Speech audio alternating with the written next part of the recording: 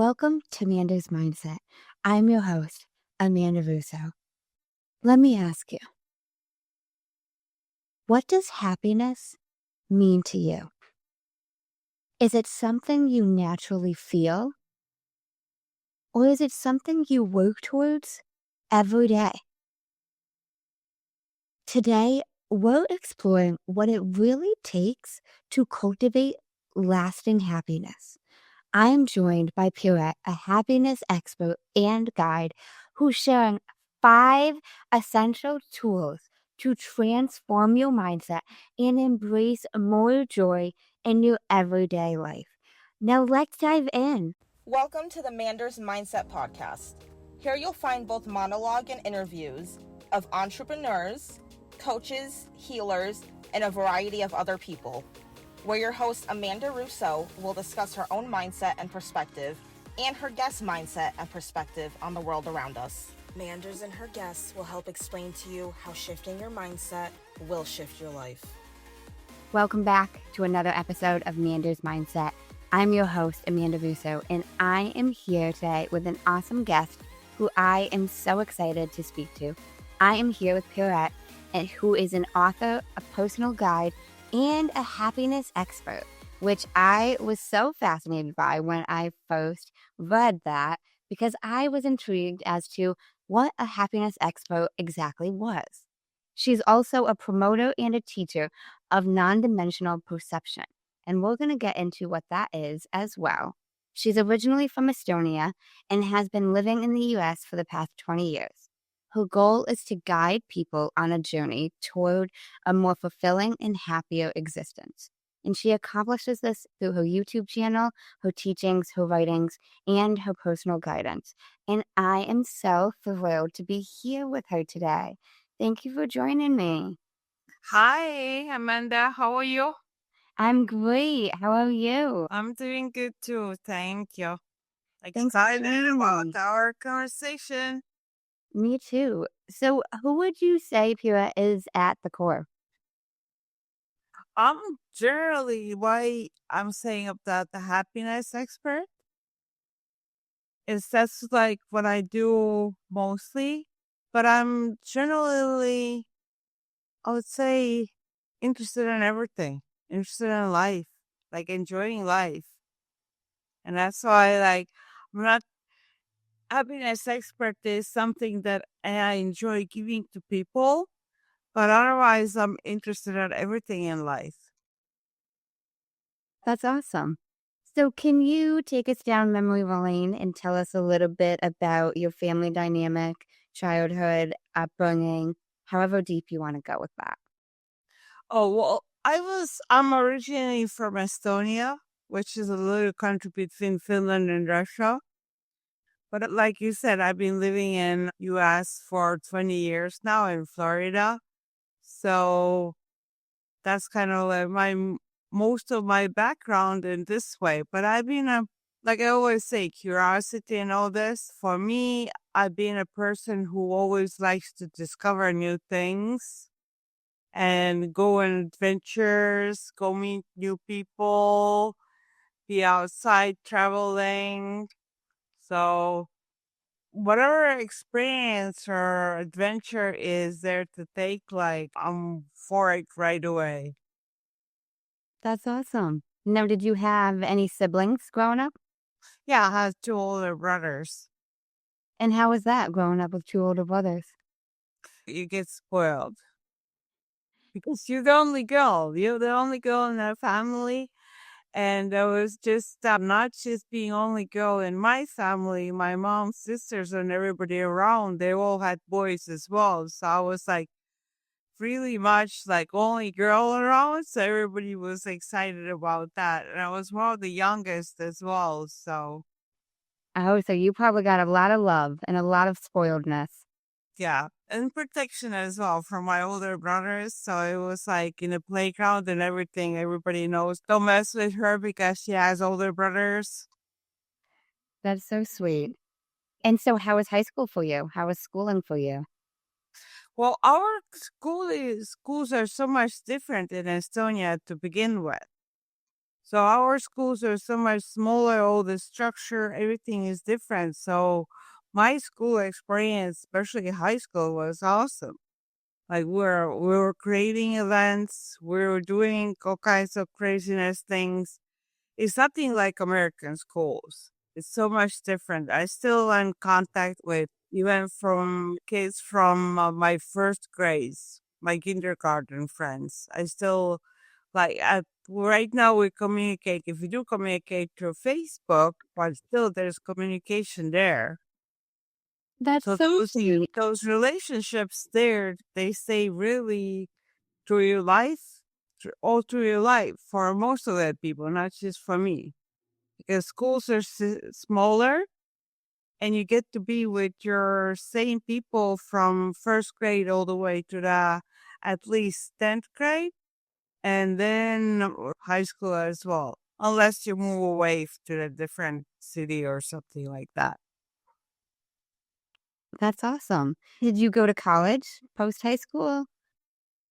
I did, but I did different school systems again. But back then, I had three different hobbies. My hobbies were always like movie making, psychology, and fashion. So for my after school college, I actually went for fashion.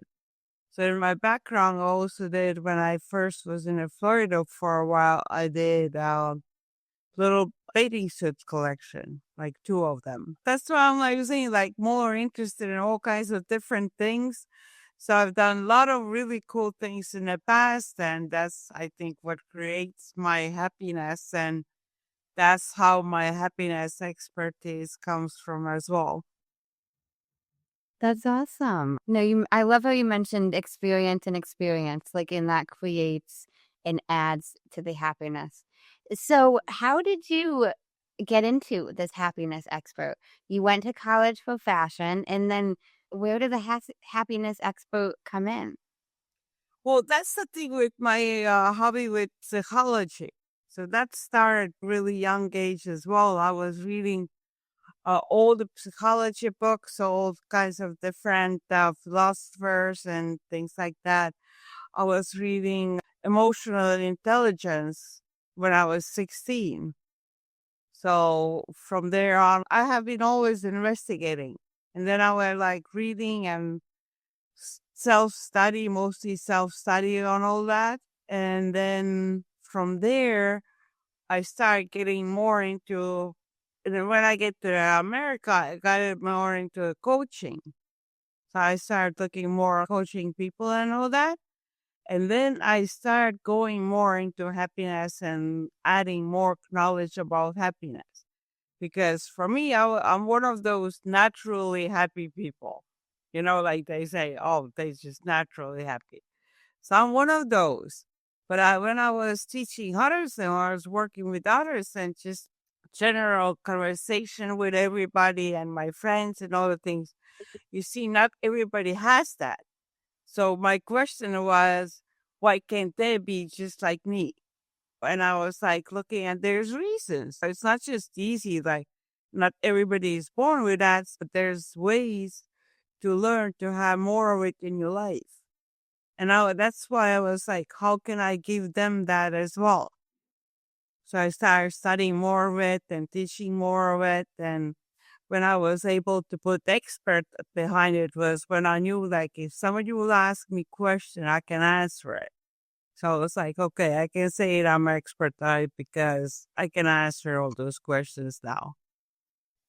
I want to backtrack a tad. You mentioned coaching. What type of coaching did you get into, and when did you get into that?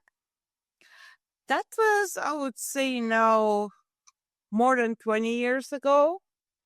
And first it was just like personal coaching, like helping people through their setback, figure out what's going on in their life and how can they move forward, what can they do better, what was holding them back. And then, people just come. They come to like in the right, I'm there in the right place in the right moment. And that person who needs me, they just come in the right time and I help them through whatever is going on in their life in that moment. So, but that was already also before I started learning coaching, because I was even younger age with my friends. I was always the person when they had some kind of problems or something that was bothering them, as serious as like eating disorders and something like that, and like having panic attacks or relationships. They came to me to ask for advice. And I'm like 17, 18, 19 years old. Has not even learned anything back then. I haven't even learned anything about it. And they're coming to ask me for advice. So it's kind of always been there naturally. And then I just added knowledge and certifications and things to it. So I have more of knowing, just also from curiosity, but also to have more tools to help them. That makes sense. Now, you mentioned how you're a naturally happy person and you uncovered that not everybody is like that. And I relate to that a lot because, so many people in my life have always asked, how are you so joyful going through XYZ? How is your mindset still so positive, even though you experienced whatever this hard thing is? So, how do you help people who don't have that naturally happiness feeling to themselves? Hmm. So, first, what I teach them as well from my own perspective and everything is to understand that happiness is something that you're not supposed to be having 24/7. For me as well, what allows me to be happy is because I'm not expecting myself to be happy 24/7. I always go back to happiness, like with the rubber, like stretch somewhere else, it always goes back in a happiness. But same time, there's sad moments, there's moments when I feel angry, there's moments when I feel scared, and I let myself feel all those other feelings as well. But then I go always find a way to go back to the happiness. And that's what I teach them as well. Those feelings that you have are okay. You have to process them. And then you go back to finding the things what creates happiness and joy in your life. But you don't try to think that, oh, only happy thoughts, only everything always have to be happy, because that's not being humanly possible. Because it's weird if you're going to have somebody dying in your family and you jumping around like nothing happened. You still have to feel sad and process the sadness and all the things. And like you say, how can you have all those other things going on and still be happy? Because you allow yourself to process those other feelings too. But you don't get stuck there. You process them, you let them go through, and then you find being back in a calmness and positive about what's coming up next. I like what you said about not getting stuck there. I think that's key, and processing it, allowing yourself to feel it. And they say you got to feel it in order to heal it. And, it's like not having that toxic positivity of being happy 24/7, Mm. but also knowing you can feel it, you can process it, and you can still go back to feeling happy. Mm-hmm. And you can even cry. Like crying is that biggest relief when something is really emotional, and crying doesn't have to be always negative. If you can find a way to cry because of that, you're so happy that you're crying. Something really good happens, and that emotion sometimes comes out as tears as well. The happiness tears, they come out as well. Or when you're laughing so hard, you're starting tearing up. So it just, tears are to release that emotion. And if it's a sad emotion, then you release that sadness with your crying. But it's important because your body releases it, and then it's outside of your body. It's not inside anymore. And you feel so much lighter after crying, after releasing that other feeling. And with the happiness, after you release that happiness, it spreads all around you, around your family, around other people, everything like this.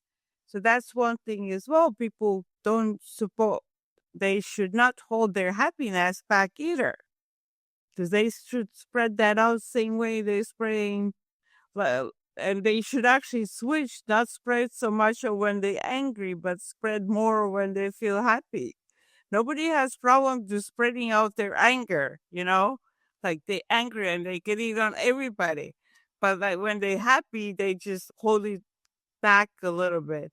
And actually, I figured out a lot of the things why people do hold back their happiness as well. Because when we're kids, we always been told, like, don't do this, don't laugh, don't get too excited. Like, when kids are running around and they're all over, they're really excited, really happy. And the parents start saying, like, don't go, don't run there, don't be like, all those joy and everything is like, I know there has to be an order, but there also had to be like some point where you allow them to do all those things, that laughing and being joyful. You have to let them enjoy those things as well, because then they grow up, and then when they're adults, they know how to enjoy. Because if they don't learn as kids how to enjoy and how to show that happiness, or they think that's something wrong when they do it, then that's when they start holding it back and they're not going to do it as adults. Yeah, that's so true. I like how you mentioned letting it out, like letting it out of your body and releasing it, whether it's crying. I like how you mentioned too, anger was so quick to release on other people. And I think even releasing your own anger, whether it's screaming and not at someone, but just like letting it out. Like, when do we ever just yell? I don't think anger is a bad emotion or feeling if it's processed the right way. Because there's certain things in life that, okay, yeah, you're angry over this, which isn't a bad thing. And allow yourself to feel the anger, allow yourself to process through it, not dwell on it, not sit on it, not put it onto somebody else, but just letting it out so it's also not in your body, because our body holds on to things, even if it's these feelings that we have, even if it's these emotions, and not expressing it, it gets built up. Exactly. And that's why we were saying that not to release on other people. Anger is one of the things that you should not release on other people. And that's the one that you have to release, but release it like you can have other people to hold the space for you to release it. Like they there with you, they help you. Like you were saying, screaming. It's okay. Let's go somewhere in the woods or come in the car with me and scream in my car, like let it out. And you're allowed to let it out and be angry, and or just talk about what you are angry. Like, well, I had some of the group sessions where people come and they just feel this space that I'm holding. And sometimes the anger doesn't come out like with burst of angry sayings, comes out as crying as well. And that's where they say there's like they're holding space for anger. And next moment, it's just that person that you can see them holding. And next moment, there's like, I am so angry.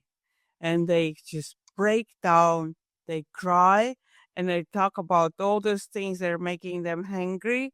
And you can see how it comes out and just releases. And nobody has to do anything. They just have to hold the space to let them release that anger. So it's not inside of them anymore. And it's so powerful to see, because like how they feel afterwards, after they release it all. Because if they hold it in, then a lot of time, if they're inside the family, they take it out on their family. They take it out on it, screaming on their kids, because it doesn't really let it go out still. Because they scream at their kids, but they're not still letting out their anger. Anger still stays, even if they scream at their children, or they got to scream at their wife or husband or whoever it is. It still stays in. So you have to find a place, preferably somebody person, that you holds a space for you, and doesn't have to give advice, just to hold a space for you to talk what makes you angry and let it all out. Yeah. I like how you mentioned too about sometimes anger even shows up as crying. It can show up in many different ways and it might not look like the quote unquote anger at the surface. I facilitate something called breathwork detox. And at the end of it, we do what's called a CO2 dump, where we tell them to grab a pillow and just release it all, whether that's screaming, shaking, crying, like letting go of any built up emotions that are still in there. And it's one of the most powerful things ever because so many, and I work with a lot of women, so many women are taught not to yell, that it's bad to be angry, to quiet your voice, to silent your voice. You shouldn't say these rude things or even like, oh, that's a bitchy comment. Sometimes just letting out a scream, screaming into your pillow is such a release. It doesn't have to be like I'm screaming at you because I'm upset with you. I could just be releasing this anger. Mm-hmm. Yeah. And that's the main thing about with all the emotions, they need to be processed and released, not controlled the way people say controlling the emotions is not as right because you don't need to control them. You have to manage them and process them. So that's what the control is. It doesn't mean that you're controlling your emotions by not feeling them, but controlling your emotion is managing them and processing them. Yeah. I want to backtrack a tad. You mentioned about how not silencing the kids when they are excited and they're happy, and because that builds and creates adults basically that can't express their emotions. And personally, not from my mom, but so many people in my family, I always heard the quiet down or you're being too loud because I was always very expressive.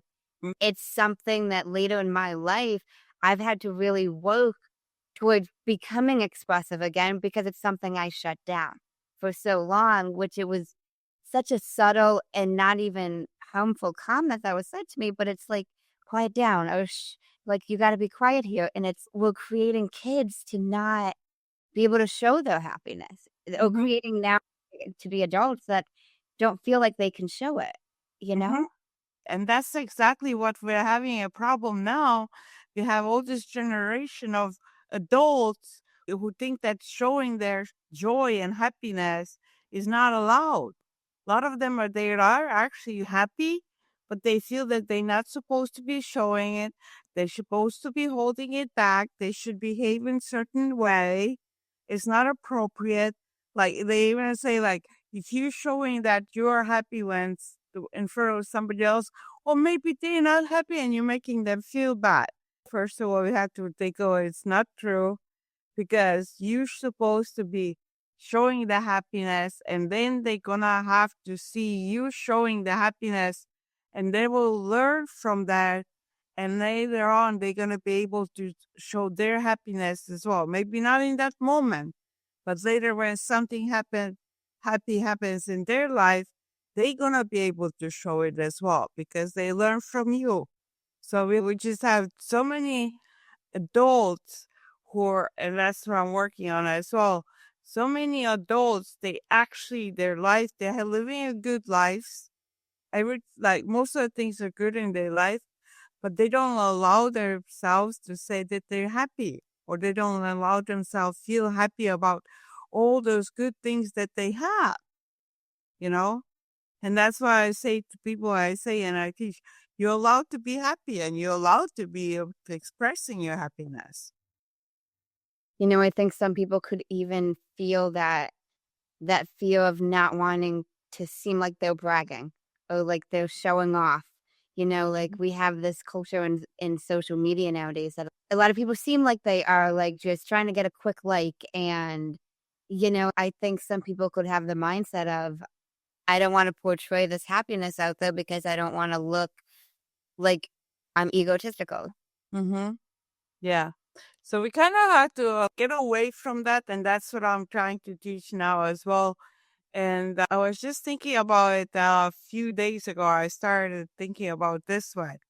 When you see women going around, let's say woman meeting in a gym or something like this, When they go there and they say like, oh, I'm this part of my body doesn't look good and this part of my body doesn't look good. Like women go like this and they communicate and connect like this in a gym.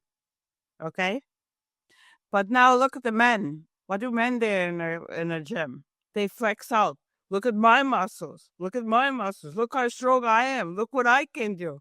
Like they completely different mindset, you know? And I think women should go like this in a gym as well, or like other things in their life as well. Go and show like even in the business, men always show off, you know? Men always try to show off and women right now hold back. So if women they have to show off as well. They have to allow the other woman to show off too. You know, they should be okay if somebody else is showing off. And it takes a little bit of time to get over that jealousness feeling because I have it. Everybody has a little bit of a jealousness. Like, okay, they get to have all those things, but to understand that jealousness is not towards that person, but it's a more of like the feeling that I want to have those things too.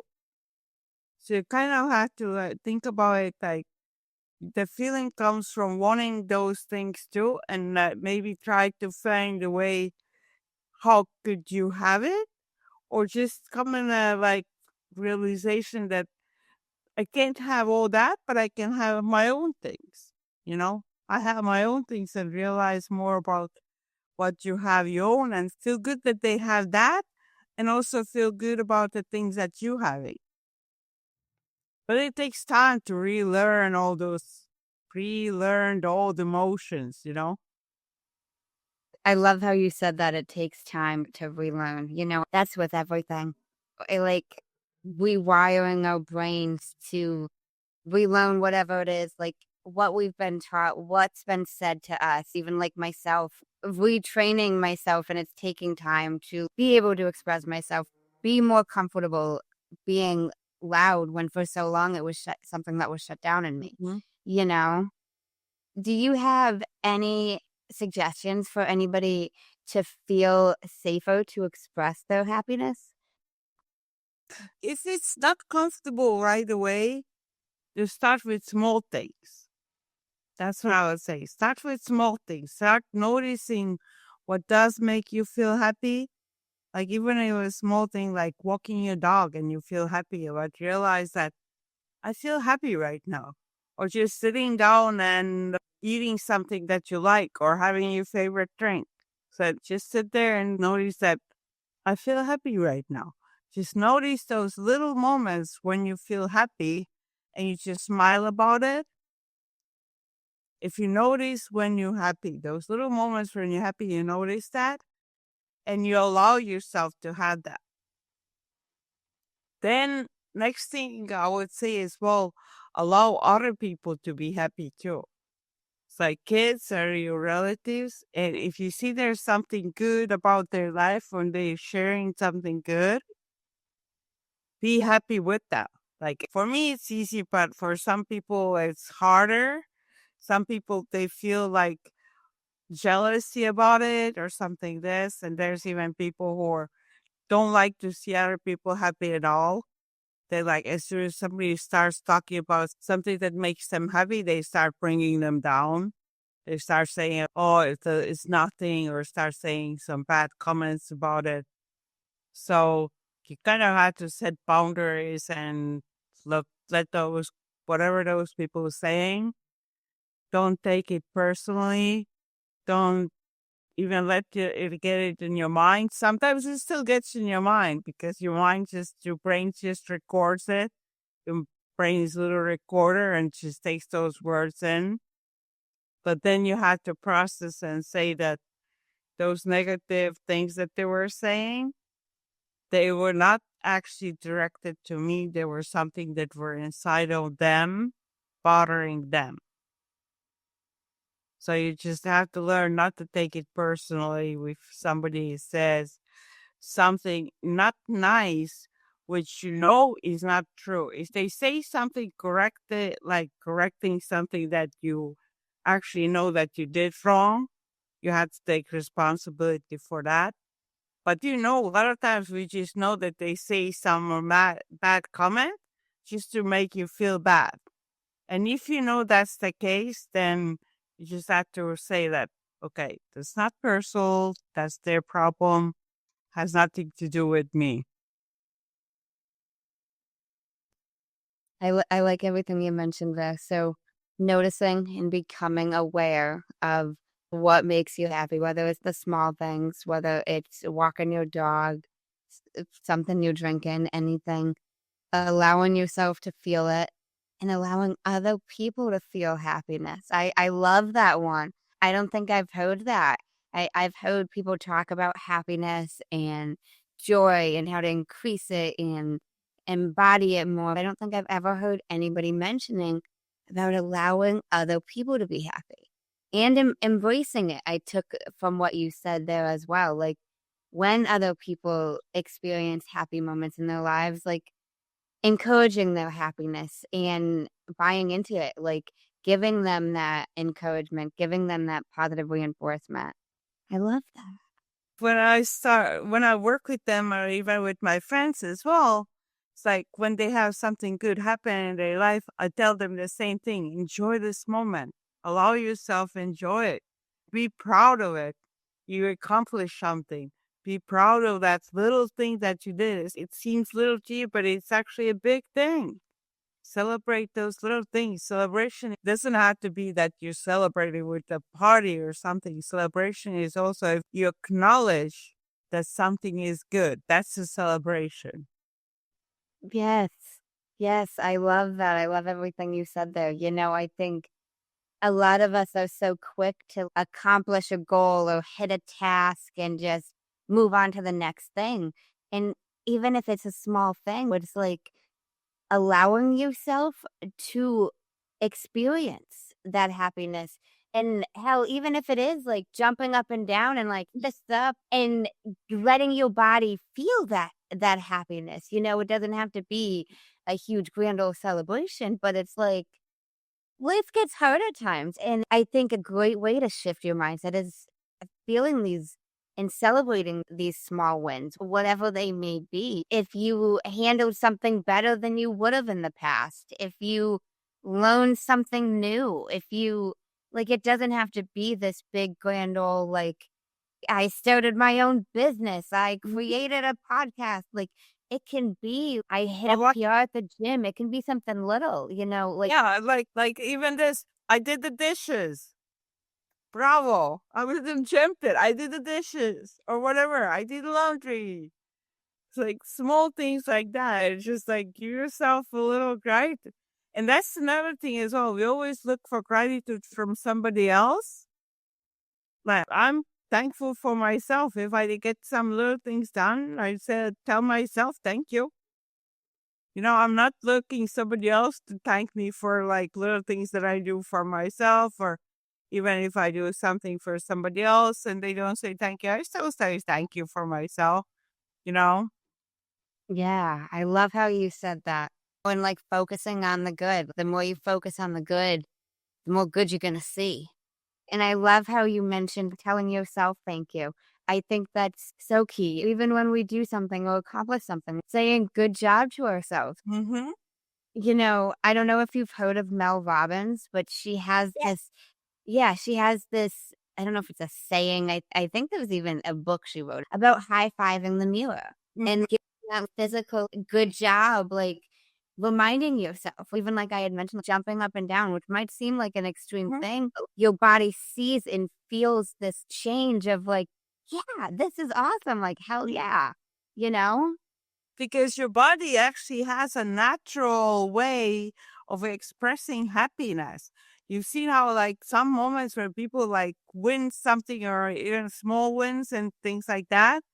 And they have this feeling of like even singing or dancing, like you say, the little dance, it just comes naturally. Or they feel like hugging somebody, or they feel like even kissing somebody in that moment. You see the people like something really good happens and they just go and hug and kiss people and like all this with the happiness. So that's the way to express it, and it should be more allowed and okay in a society. Like it's okay, and we should encourage it. We talk about a lot of a happiness thing, and then people go like, but they don't feel this way. And then they go back on like, "Oh, I don't make it complicated. I always just go sadness, fear, and anger. So, and it's okay when those feelings come around too. Now, now you have this happiness, but then it's okay if some days you don't have this happiness and you're sad. Then you let yourself to be sad for that moment. But again, like you just want to make sure that the most of the time you're in the happiness feeling, that's when and the positive happiness, and it's kind of like encouragement towards the enthusiastic view of future. So you have to create that for yourself, that think of like, yes, future can be better, and how can it be better? You have to believe that if things are not okay right now, there's something that you can do, small steps or something towards make things better. Yeah. No, I love that. And focusing on what you can do, not what you can't, like whatever the small step is. Mm-hmm. Exactly. Because when people think, oh, and even me, like when I'm thinking like big jumps, like, oh, I want to be there one day, this is what I want to be doing, I still have to understand it takes time and it takes steps to get there. As much as I want it to happen right now in here, some of those things is just not possible to be happening right now. But they make me make goals, little goals to achieve those other things. So like step by step, I have to go. If I want that big thing, there's steps I have to take. Be okay if some of the things don't happen. Like it's really hard when some things don't happen or something completely different happens when you make plans, and all those plans get messed up by something else that happens. And then I learned to call those things adjustments. So it's just adjustments by life, and you don't get stuck like, okay, it didn't happen, so it's not supposed to happen. You just have to find a way. Well, maybe something else should come out of it, or maybe I should do it differently instead of just settle like, oh, it's not supposed to be happening, so now I'm not doing nothing. So you just figure out, adjust, and think about like, either I'm supposed to be doing it a little bit differently, or either I have to do something different. And I like also when they were saying that if you get tired, you don't quit, you just take a break. You know, you take a break, and it's okay. You have to pause yourself, and your body just needs, even like one full day. Let's say you have all day full of things that you need to be doing, and one moment your body just can't do it anymore. It wants to take a break. You just have to figure that you have to allow yourself to do that. Because if you keep on pushing towards still doing all those things, sometimes it's okay if your body can still do it. But if your body tells you, no, you need a break, then you have to allow yourself like your 15-minute break, 2-hour break, whatever it is. You have to allow you to just do that, and that's also something. All those things are things that you have to slowly start bringing in your life.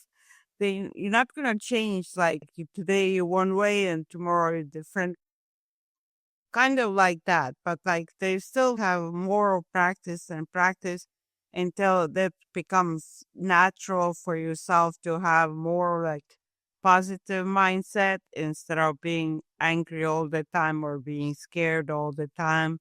So those little steps, noticing when you feel happy and allowing yourself to have that feeling to begin with.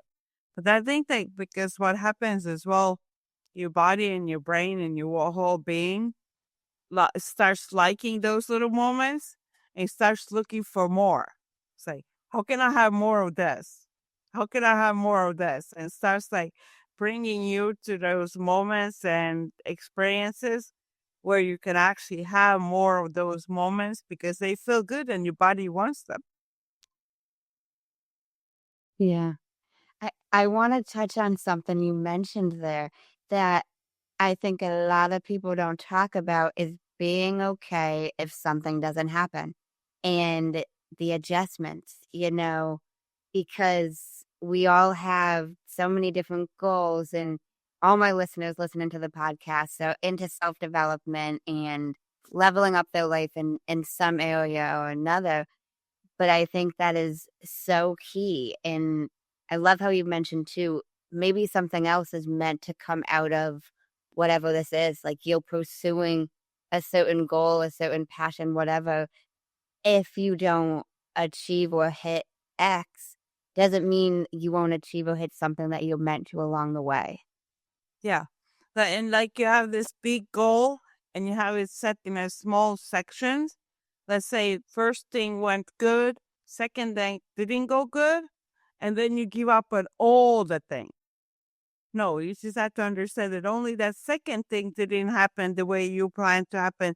And you go to the third one and you can still achieve the big thing that you have in plans.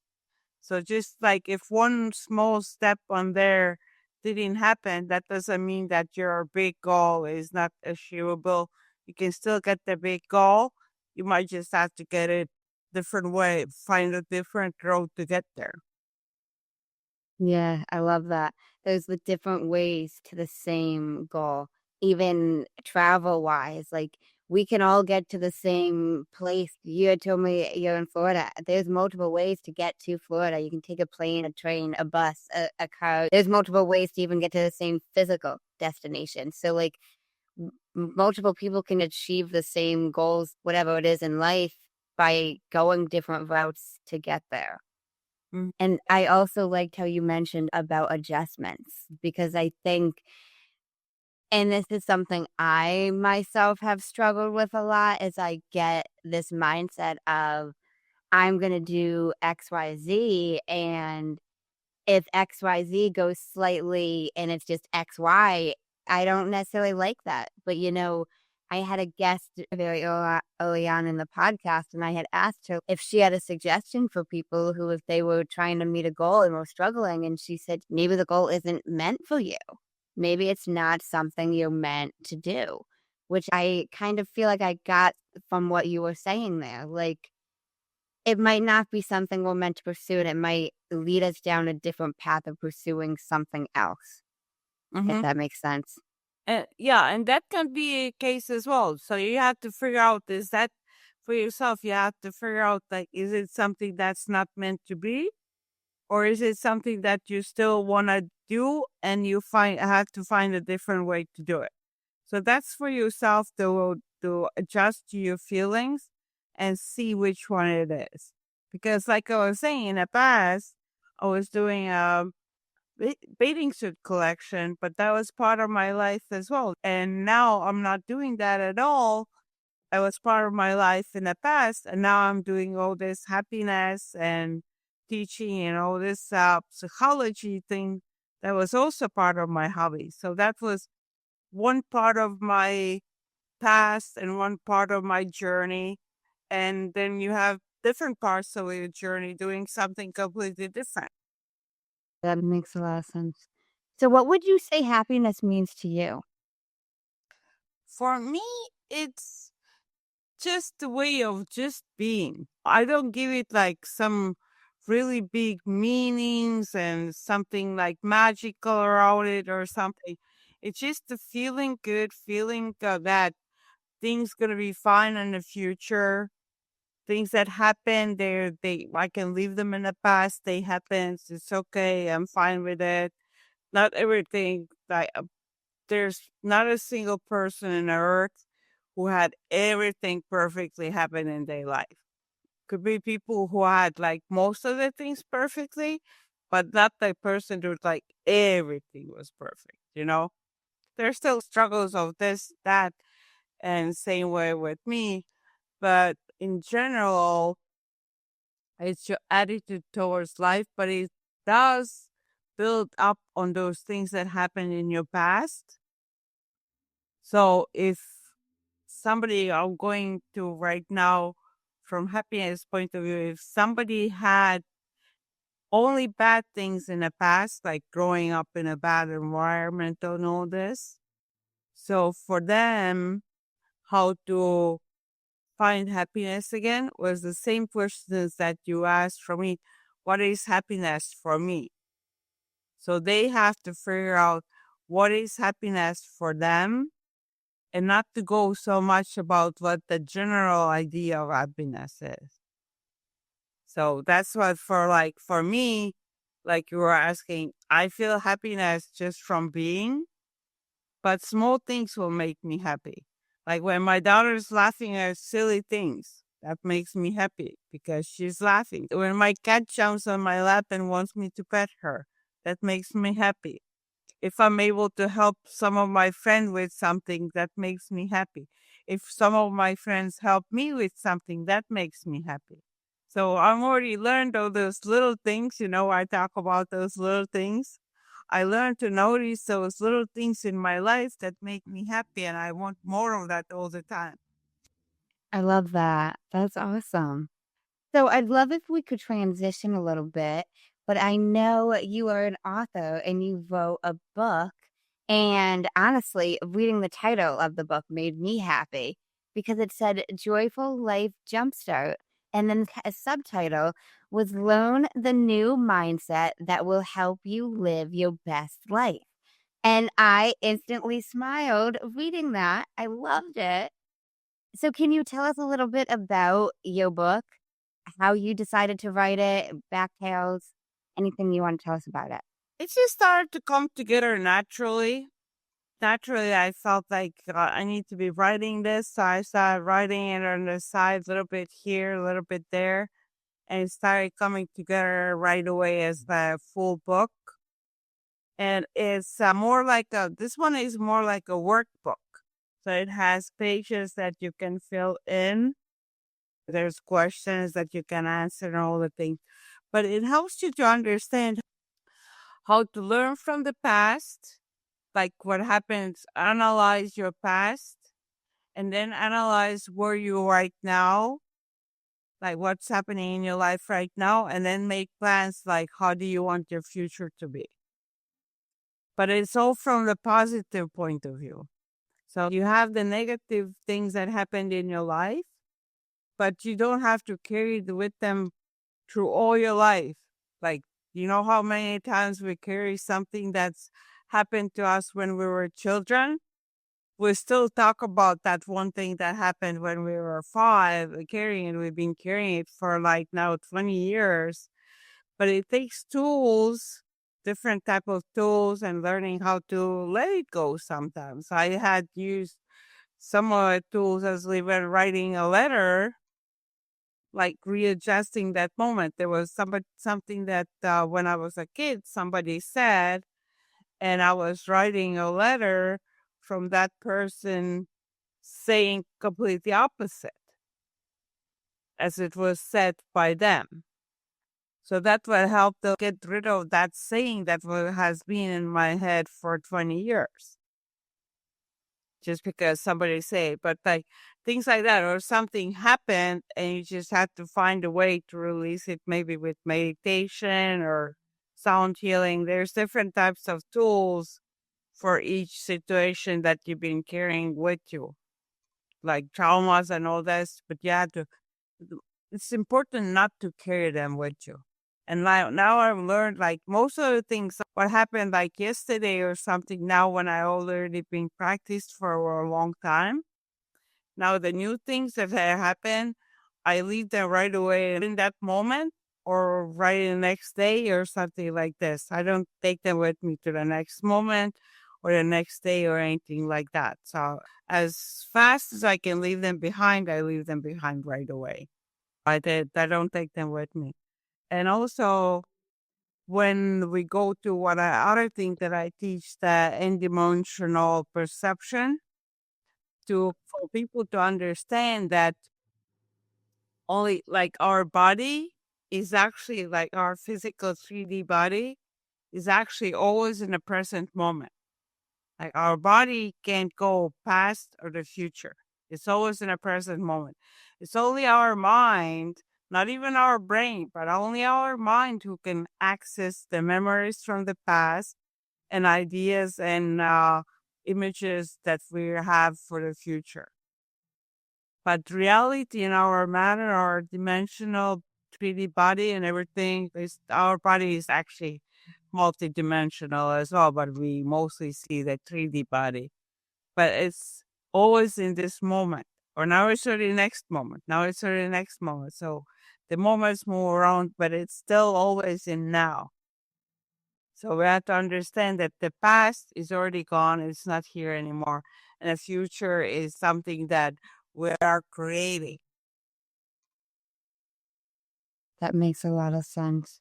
That's awesome, though. And I want to read a quote that you have at the front of the book that I loved because it reminded me of something very similar that I myself say a lot. But the listeners, my clients, everybody hears me say all the time, we're here, then we're not, because we're all going to die one day. And you have in here, one day you are going to die. How do you want to live before that? Mm-hmm. I love that, and it's like not morbidly, but I've been thinking so much more about death and end of life as I've gotten older, and I'm still pretty young. I'm only 28, but it's just like, none of us are living forever, regardless of your beliefs, like past life, reincarnation, what have you. Like in this body as Amanda Ann Russo, I'm living once. So, like, how do I want to do it? How do I want to live while I'm here? Mm-hmm. And actually, people, that's the hard part for people to acknowledge because people are scared of the dying thing. So it was actually because you were saying that title, that the one that I have inside for a subtitle. And that was actually in front of the book. In my first editions, it was in front of the book. The one day you are going to die. How do you want to live? Before that was actually in here instead of, or that's the second edition because people didn't like to read the dying part in the front in the beginning. So that one didn't sell as good as the new subline with the learning to learn the new mindset. Mm-hmm. I Wow, I'm speechless at that.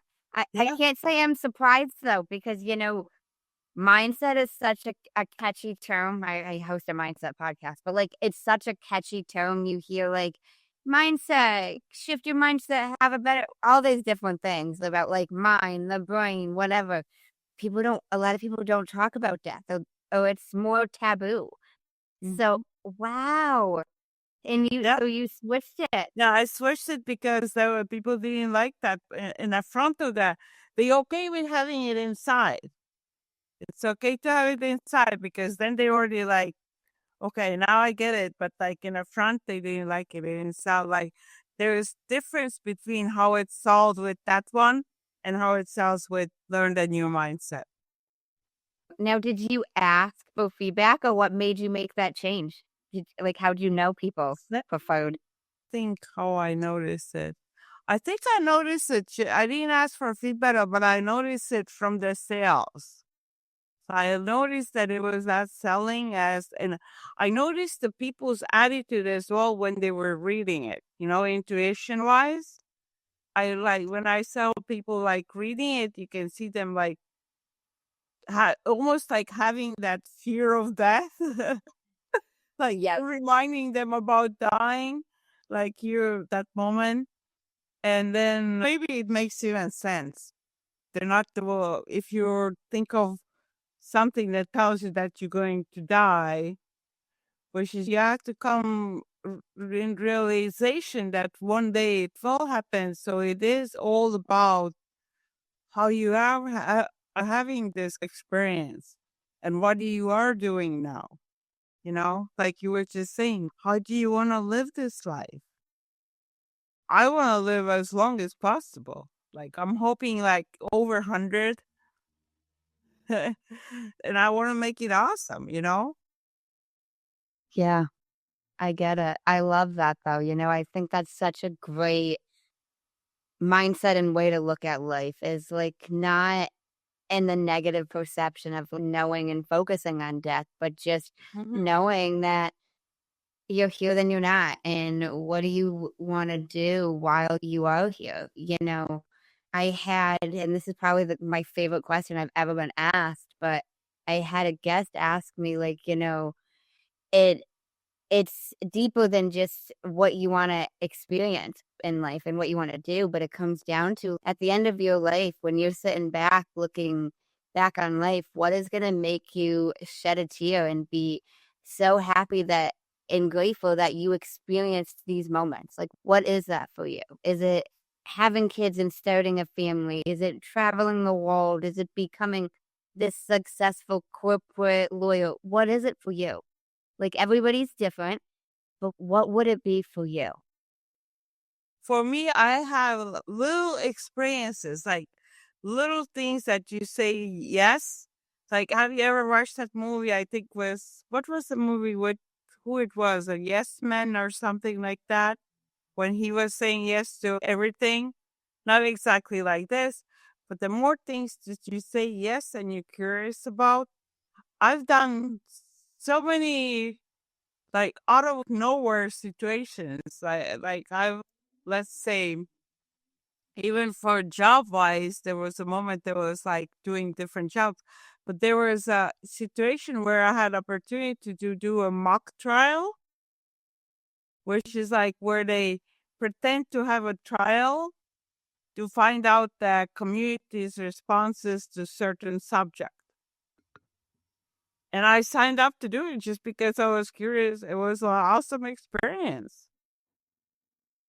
And it just took one day out of like you're like half a day, half of my day to have this different experience in my life. And that's how I build my excitement and things in my life, going to some kind of event, not expecting anything, just going there and experiencing it. And if you don't like the event, you don't like it. You didn't like this one, you go to the next one and you learn which ones you like and you start going to the ones that you like and you know you're going to like. Or going to and take your dog for a walk in a different park, in different environment. Just like little things like this in your life, then you can add and experience something out of your routine. So your day is not always the same way. Like even if most of the days might be the same way, you have to find ways to have more excitement. And that's what, for me, what makes me most happiest is that feeling of that excitement and doing something different, or even meeting and talking with somebody new. And sometimes for some people, and that's where I work as well with, some people have this anxiety, with social anxiety, where they're not comfortable with talking with other people. So that that's as well takes a little bit work to work through it, and starts with small conversations and start feeling more comfortable with it. A lot of people get almost over it when talking with me because I make it comfortable for them to do it. So when they're already comfortable doing it with me, then they can go and do the same thing with somebody else. It's That's just like you're making them feel comfortable. And that's what you can give to others as well. Make them feel comfortable being around you. So when you make the other person feel comfortable being around you, they just automatically want to be more of the same environment and more of the same kind of people around them, around you, and you're just inviting more positive people around you. So because if you have more negative people around you, they will bring you down. And it's really hard to be around only negative people. You probably have experienced that when there's like negative people around and they're just complaining about something.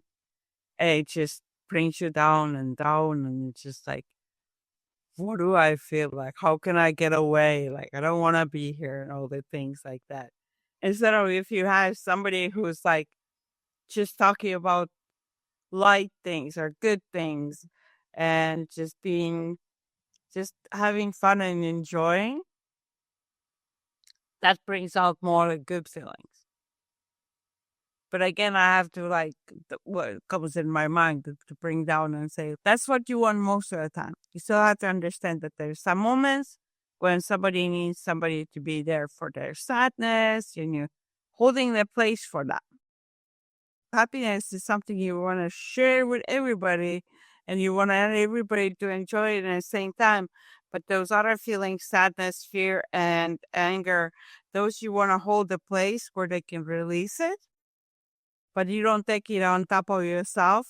You don't get it on your own shoulders, and you don't spread it all around and leave it there for everybody else to want to feel the same way. You process it yourself with holding a space, but happiness is what you want to like everybody to accumulate and spread around to from one person to another and another. But for those other people, other feelings, you hold the space and you let it release, and then you just let it disappear. No, I'm the same way in terms of experiences. You know how you mentioned Mhm. just experiences make you happy. It took me a long time to get to this point in my life, but now if there's something I want to do, an event I want to go to, even if my friends or people in my life won't go with me, I'm just going to go. I've shifted and got this mindset of if I want to experience certain things, I'd rather still get to experience it than miss out on it because somebody else didn't want to do it with me. You know, what comes to my mind is I recently did cow yoga. I drove pretty far to do cow yoga at this farm, and none of my friends would go with me because I drove 2 hours to do yoga in a farm with a bunch of cows. Mhm. But it was so cool. It was such a fun experience. And, you know, some people think I'm crazy, which maybe I am a little bit, but in 30, 40 years, when I'm much older, I'm going to look back on these pictures and be like, damn, you know what? That was so fun. Then I went to cow yoga. They had cheese and crackers after, and everybody was so friendly. And it was just a unique experience that I won't get to just do every day, you know, out of the Mhm. normal routine. Yeah. And you're that's the thing, and you experience so much happiness. And you know, those people are asking, Amanda, why you're so joyful when all those things going because of things like that you do.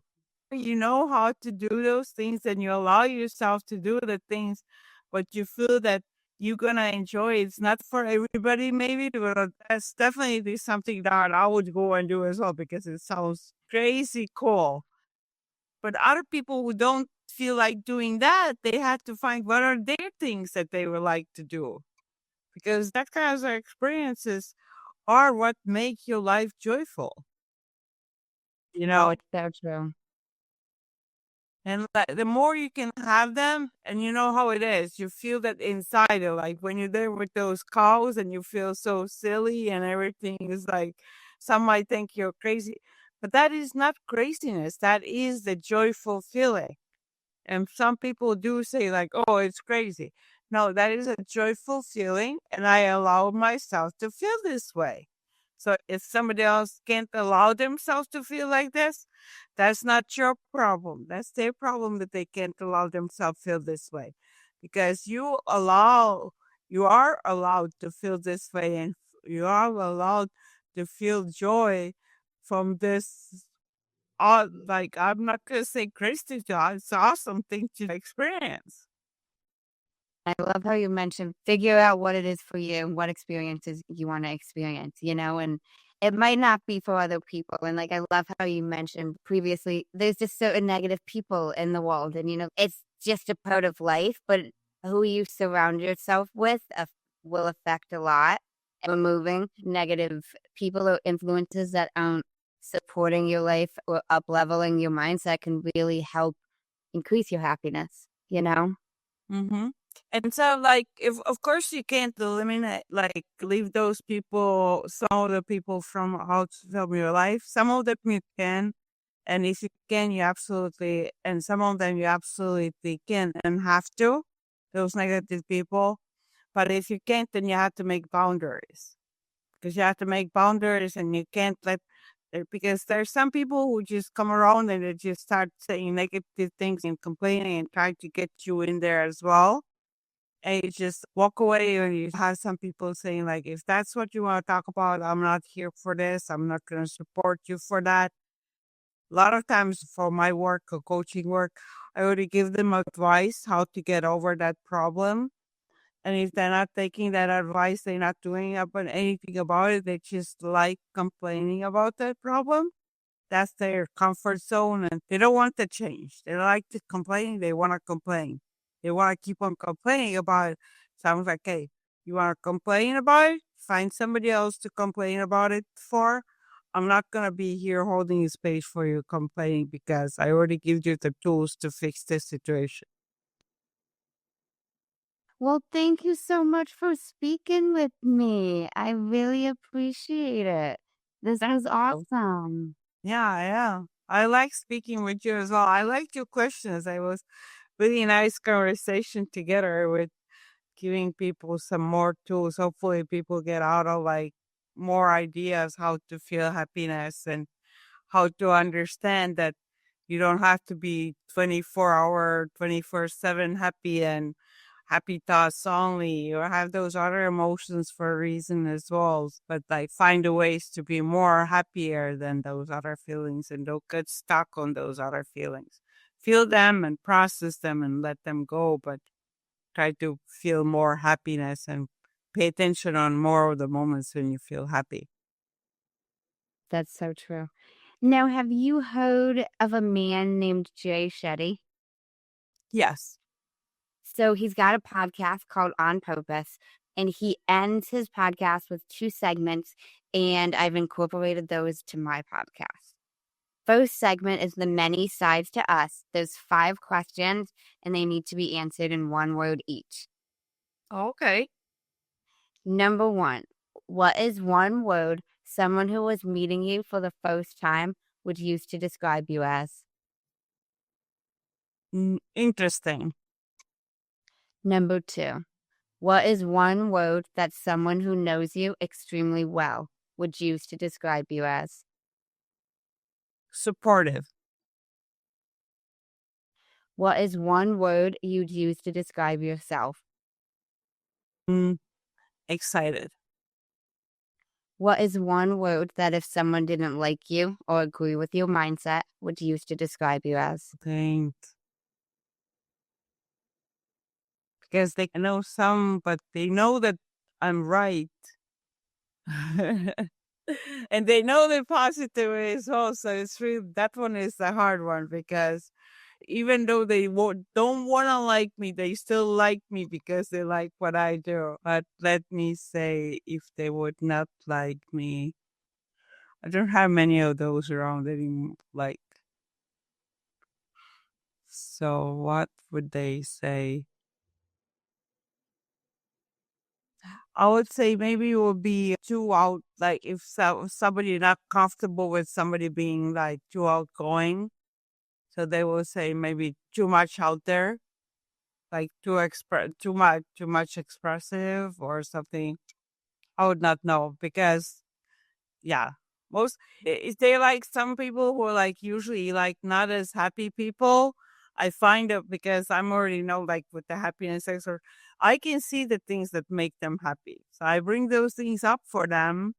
So and they start to like feeling like, oh, how does she know that? And how does she know that? So I'll bring those little things out what make them happy and bring them towards them and start talking about them. And you can see that they're feeling good about it.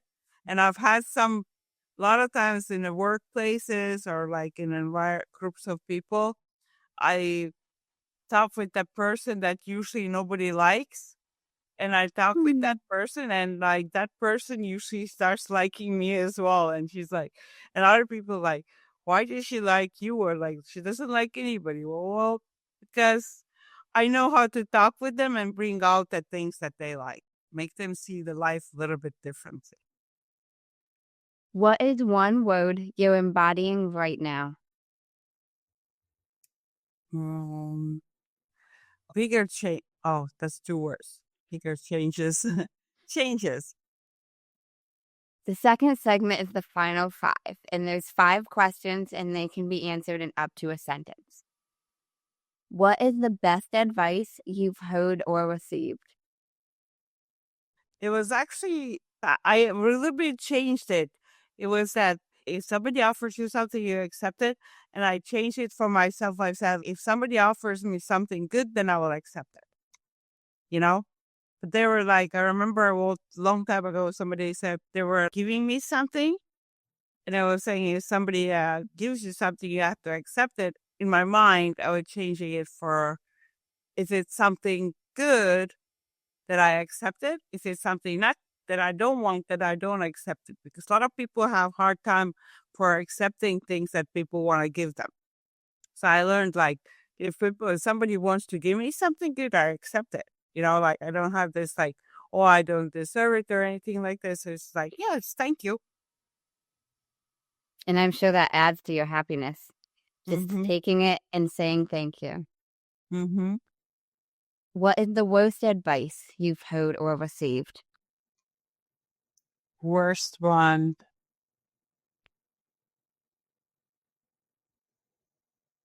I think I don't know if it's advice, but I think it's when people say it's not supposed to be.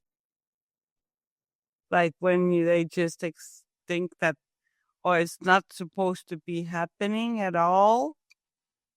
So instead of like we talked about before, that adjusting or finding different ways, or if you still is really something that you want, then there's a ways to maybe not to get this exactly the same thing, but something like this, but just simply giving up because the reason of, oh, it's not supposed to be happening, and then just giving up right away without even trying.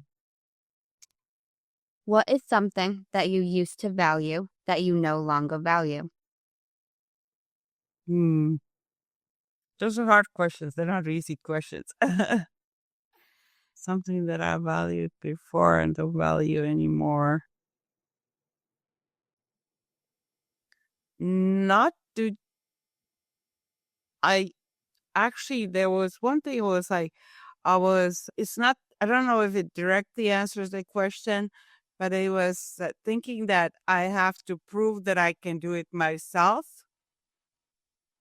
And I've realized I don't have to prove anybody anything. I can accept everybody's help. I can ask for help. I don't have to prove to anybody that I have to be doing it all by myself.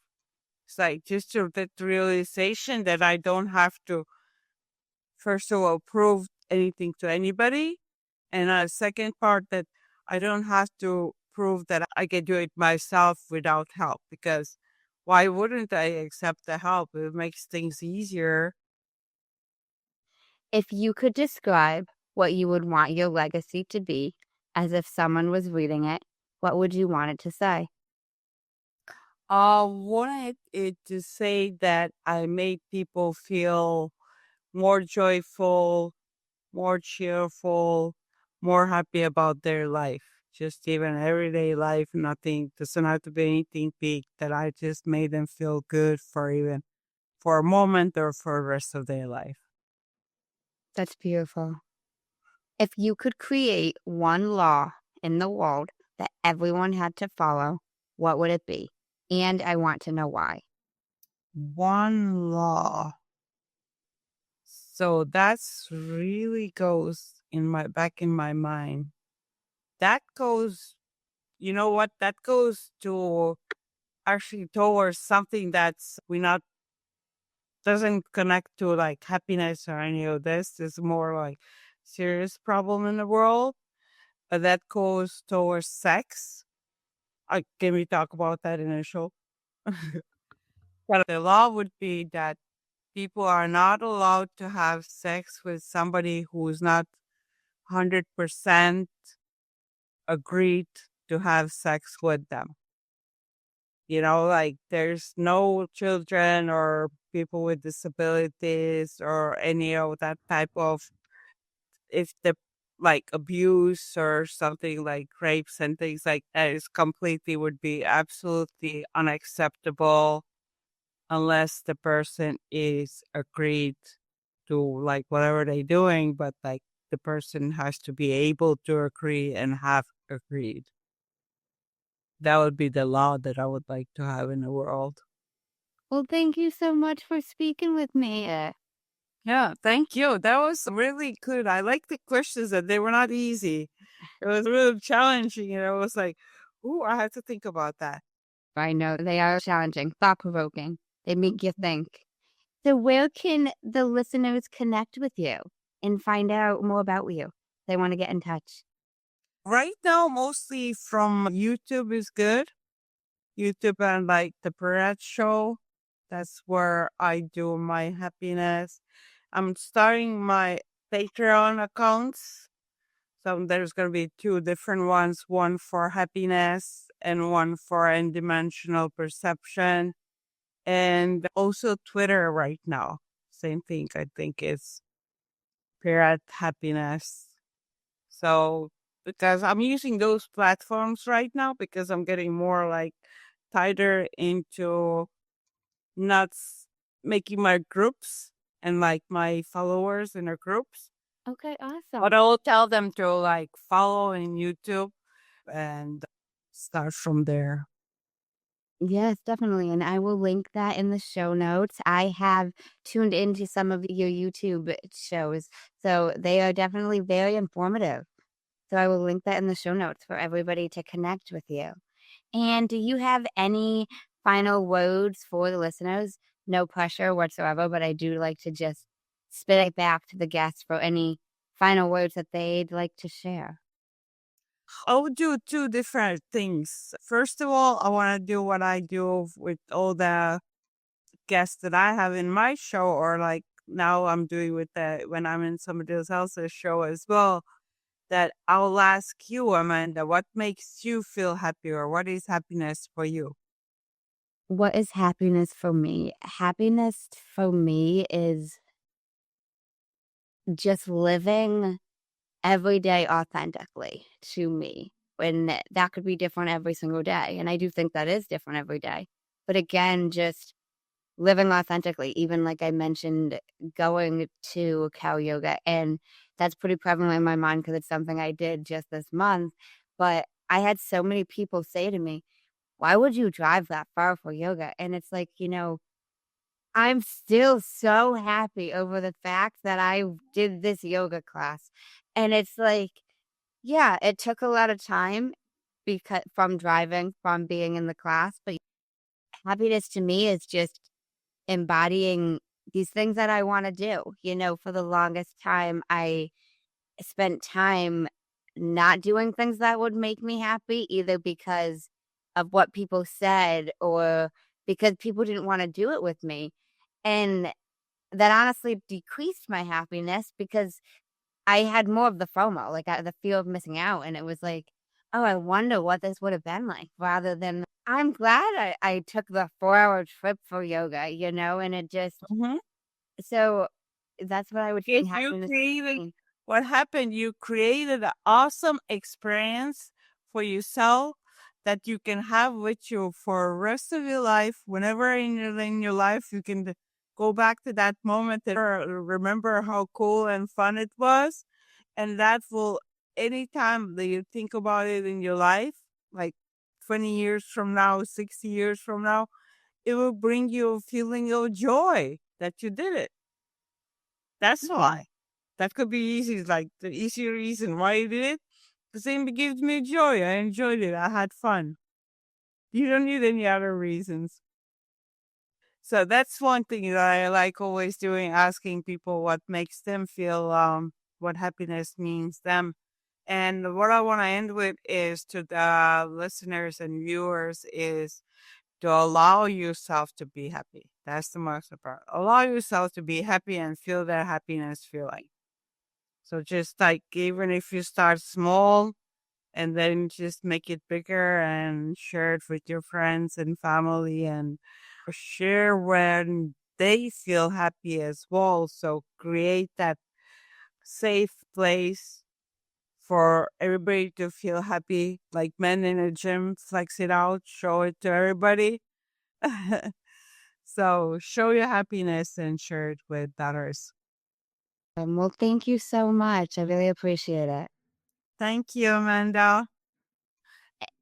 And thank you guys for tuning in to another episode of Manders Mindset. Thank you guys for tuning in to another episode of Manders Mindset.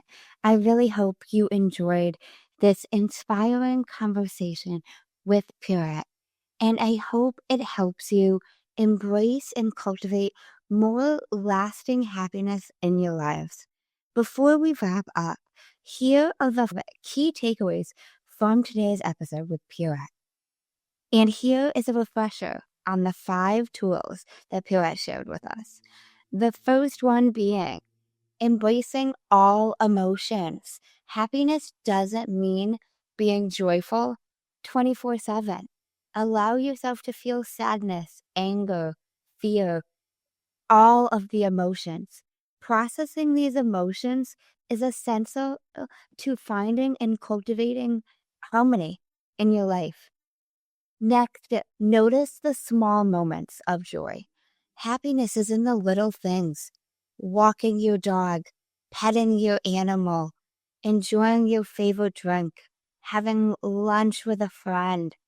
Recognize and savor those little moments. They will help you through so much. Third, make sure to celebrate your achievements. The small ones, the big ones, any and all achievements are worth celebrating. Even completing simple tasks is worth celebrating and building that positive momentum. Congratulating yourself, saying thank you to yourself, saying good job to yourself, and cultivating that positive mindset from what you are accomplishing. Fourth, it's really important to set boundaries with negativity.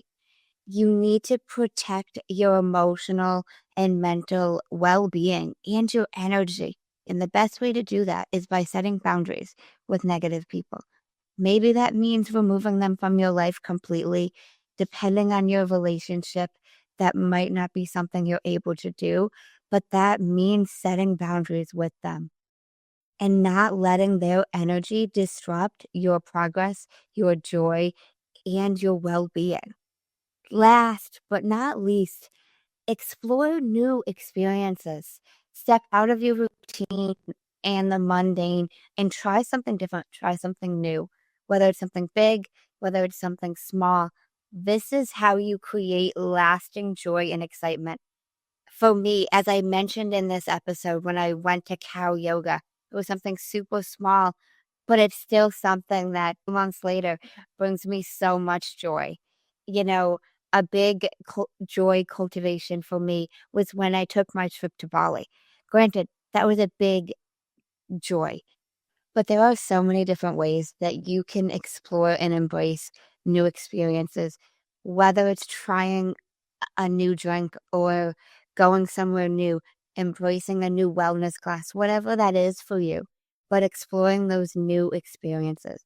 And these 5 key things will really help you cultivate lasting joy. Again, one more time. First being embracing all emotions. Second, noticing the small moments of joy, celebrating your achievements, setting boundaries with negative people, and last but not least, exploring new experiences. So I'd love to know, which of these 5 are you going to try first? Let me know on Instagram at Manders Mindset or on Facebook at Manders Mindset Podcast. I would love to hear from you. Or comment on the video on YouTube. And if you enjoyed this episode, please rate, follow, and share it with someone who could use a little more joy in their life. If you are on YouTube, be sure to subscribe, leave me a comment. I'd love to hear from you. Thanks for listening, and thanks for tuning in to another episode of Manders Mindset.